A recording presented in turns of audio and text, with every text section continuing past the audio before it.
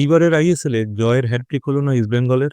ওডিশা এফসির বিরুদ্ধে ম্যাচে ইস্টবেঙ্গল পুরো দ্বিতীয়ার্ধ জুড়ে ১০ জনে খেলে দুরন্ত লড়াই করে শেষ অবধি ২-১ গোলে পরাস্ত হলো। কিন্তু এই ম্যাচেও রেফারিং নিয়ে যথেষ্ট অভিযোগ থাকছে। রেফারিং স্ট্যান্ডার্ড উন্নত না হলে কিন্তু ইন্ডিয়ার ফুটবলের উন্নতি সম্ভব নয়। এই দিন ইস্টবেঙ্গলের মিডফিল্ডার জিকসান সিংকে দেখানো দ্বিতীয় ইয়েলো কার্ডটা হওয়া উচিত ছিল না। কারণ বল কন্ট্রোলে রাখার জন্য হাত তুলে জিকসান সিং গার্ড করেছিলেন। ওডিশা এফসির ফুটবলার ডিয়েগো মরিসিও কিছুটা প্লে অ্যাক্টিং করলেন। জানি না রেফারি সেটাতে প্রভাবিত হলেন কিনা। তিনি দ্বিতীয় হলুদ কার্ড অর্থাৎ রেড কার্ড দেখালেন জিকসান সিংকে। আইএসএলে ইস্টবেঙ্গলের কাছে এখন সবকটি ম্যাচই অত্যন্ত গুরুত্বপূর্ণ টপ 6 এ যাওয়ার জন্য। সেখানে এরকম গুরুত্বপূর্ণ ম্যাচে এরকম একটা ডিসিশন দলের জন্য যথেষ্টই ক্ষতিকর হলো। তবে এই সিদ্ধান্ত দেওয়ার জন্য রেফারি বোধহয় পরে ভেবেছিলেন। তাই জন্য কিনা জানি না, পরে একবার যখন নিজেদের পেনাল্টি বক্সে ইস্টবেঙ্গলের ডিফেন্ডার আনোয়ার আলী জেরিকে জার্সি ধরে টেনে ফেলে দিলেন, সেই সময় রেফারি ইস্টবেঙ্গলের বিপক্ষে পেনাল্টি দিলেন না। এরকম ক্ষেত্রে কিন্তু পেনাল্টি দেওয়াই যেতে পারত। তিনি মনে হয় একরকম ক্ষতিপূরণ করার চেষ্টা করেছিলেন। কিন্তু তার আগেই শক্তিশালী ওডিশা এফসির বিরুদ্ধে ইস্টবেঙ্গল একজন কম হয়ে গিয়েছিল, কাজেই এই ক্ষতিপূরণ যথেষ্ট হলো না। এই ম্যাচে ইস্টবেঙ্গলের আরও একটি বড়সড় ক্ষতি হলো। ম্যাচের ১২ মিনিটের সময় ইনজুরির কারণে তুলে নিতে হলো ম্যাদি তালালকে। এর আগে সাউল ক্রেসপো এবং দিমিত্রিও দিয়ামান্টাকোস ইনজুর্ড হয়েছেন। এরপরে ইনজুরি হলো ম্যাদি তালালেরও। এই দিন ম্যাদি তালালের চোটের ধরন এবং যেভাবে তাকে মাঠ থেকে উঠে যেতে হলো তা যথেষ্টই উদ্বেগের। আশা করব তিনি তাড়াতাড়ি সুস্থ হয়ে উঠবেন। এইবারে এই ম্যাচের বিশেষ মুহূর্তগুলো একটু আলোচনা করে নেওয়া যাক। ইস্টবেঙ্গলের কোচ অস্কার ব্রুজেন এই দিন ৪-৫-১ ফরমেশনে দলকে নামিয়েছিলেন, যেমন এই স্ক্রিনটিতে ডিসপ্লে হচ্ছে সেরকম ফরমেশনে। প্রথমার্ধে ম্যাচের ২৩ মিনিটের সময় ম্যাদি তালালের পরিবর্তে নামা নন্দকুমার মাঠের ডান দিক থেকে কাট করে ওডিশা এফসির গোলরক্ষক করে দুরন্ত শট নেন। এক্ষেত্রে ওডিশা এফসির গোলকিপার অমরিন্দর সিং ভালো সেভ করলেন। ম্যাচের ২৭ মিনিটে ইস্টবেঙ্গলের মহেশ ওডিশা এফসি পেনাল্টি বক্সে ক্রস করেন এবং ক্লেটন সিলভা গোলের সামনে থেকে সেই বলে ফ্লিক করেছিলেন, কিন্তু বল পোস্টের বাইরে দিয়ে চলে যায়। ৩৫ মিনিটের সময় ওডিশা এফসির রহিম আলীর ক্রস ডিফ্লেক্টেড হলেও ভালো সেভ করলেন ইস্টবেঙ্গলের গোলকিপার রফসুখান সিং গিল। ৩৬ মিনিটের সময় ওডিশা এফসির হুগো বুমোসের ক্রসে জেরির হেড ক্রসবারে লাগে। এর ১ মিনিটের মধ্যেই ওডিশা এফসি আরও একটি সুযোগ পায়। ম্যাচের ৩৭ মিনিটে ইস্টবেঙ্গলের পেনাল্টি বক্সের বাইরের থেকে ওডিশা এফসির ইসাক রাজদের নেওয়া দুরন্ত শট ক্রসবারে লাগে।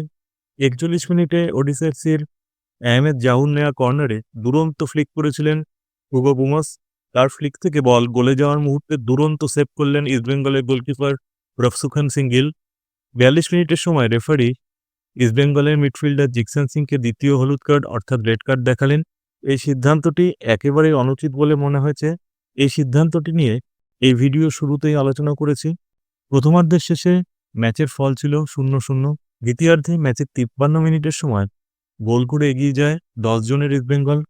ইস্টবেঙ্গলের কর্নারে পেনাল্টি বক্সের মধ্যে আসা বলে ফ্লাইট মিস করেন ওডিশা এফসির গোলকিপার অমরিন্দর সিং। বল ইস্টবেঙ্গলের ডিফেন্ডার হিজাজি মাহেরের কাছে এলে তিনি গোললক্ষ্য করে শট নেন। সেই শট ব্লক করে ওডিশা এফসির ডিফেন্স, কিন্তু ফিরতি বল চলে আসে ইস্টবেঙ্গলের ডিফেন্ডার লাল চুমনুঙ্গার কাছে।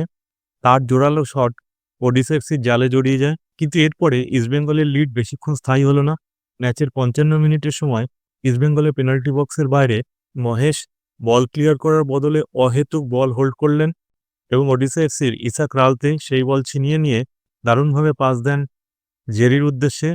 এক্ষেত্রে জেরি স্লাইস করেন, সম্ভবত ক্রস করতে গিয়ে তিনি মিসকিক করেন, কিন্তু এক্ষেত্রে ইস্টবেঙ্গলের গোলকিপার রফসুখান সিং গিল ক্রস আশা করেছিলেন, তাকে পরাস্ত করে বল জালে জড়িয়ে যায়।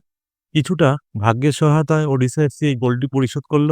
৬৯ মিনিটের সময় ইস্টবেঙ্গলের পেনাল্টি বক্সের বাইরে থেকে নেওয়া ইসাক রাউজের শট বাঁচান ইস্টবেঙ্গলের গোলকিপার রফসুখান সিং গিল। ৭৬ মিনিটে ওডিশা এফসির কর্নারে বল ফিস্ট করেন ইস্টবেঙ্গলের গোলকিপার রফসুখান সিং গিল, কিন্তু সেই বল ওডিশা এফসির রহিম আলীর কাছে এলে তিনি গোললক্ষ্য করে শট নেন। তার শট দারুণভাবে ব্লক করেন ইস্টবেঙ্গলের ডিফেন্ডার লাল চুমনুঙ্গা। ম্যাচের ৮১ মিনিটে ওডিশা এফসি জয়সূচক গোলটি করল।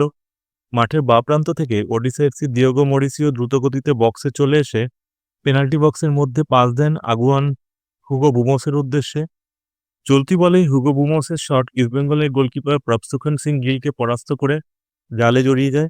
এর পরের মিনিটে অর্থাৎ ম্যাচের ৮২ মিনিটে আরও একবার গোল করার সুযোগ এসে গিয়েছিল ওডিশা এফসির কাছে। পেনাল্টি বক্সের মধ্যে ডিয়েগো মরিসিও বল পেলে তার শট প্রথমে ইস্টবেঙ্গলের গোলকিপার প্রভসেখান সিং গিল সেভ করলেও ফিরতি বল আবার চলে আসে দিয়েগো মরিসিওর কাছে। এক্ষেত্রে প্রভসেখান সিং গিল অবশ্য দারুণ কভার করেন এবং দিয়েগো মরিসিও শট ধরে নেন। 85 মিনিটে ওডিশা এফসির পেনাল্টি বক্সের বাইরে ফ্রিকিক পায় ইস্টবেঙ্গল। ক্লেটন সিলভার ফ্রিকিকে বল ডিপ করছিল এবং ওডিশা এফসির গোলকিপার অমরিন্দর সিং বল ফিস্ট করে মাঠের বাইরে পাঠিয়ে দেন। শেষ অবধি দুরন্ত লড়াই করেও ওডিশা এফসির কাছে 2-1 গোলে পরাস্ত হলো ইস্টবেঙ্গল। কিন্তু এই হারের ফলেও ইস্টবেঙ্গলের আইএসএল এর পয়েন্টস টেবিলে অবস্থানের কোনো পরিবর্তন হলো না। পয়েন্টস টেবিলে 11তম স্থানেই থেকে গেল ইস্টবেঙ্গল। বন্ধুরা, এই ভিডিওটি আপনাদের কিরকম লাগলো তা কমেন্ট বক্সে লিখে জানাতে পারেন। আর এই ভিডিওটি শেষ অবধি দেখার জন্য আপনাদের সবাইকে আন্তরিক ধন্যবাদ।